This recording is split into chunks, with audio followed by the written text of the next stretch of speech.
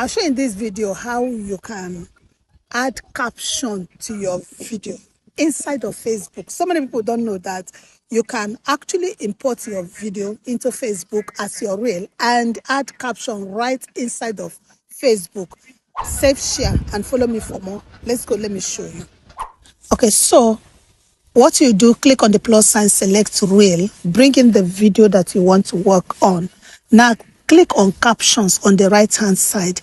When you click on caption, allow it to finish transcribing. You can see it's transcribing the audio of your video. It have finished transcribing, but bear in mind that you can also change the style of this caption by clicking on that there, where the arrow is. The more you click, the different styles will come. Then you can also edit it. When you click on that edit, you have the option to edit what the caption says. And then you can also change the color of the caption. If you click up there, this is another way. If you click up there, there are different colors up down there that you can select from, either red, yellow, green, whichever that pleases you, you choose the color.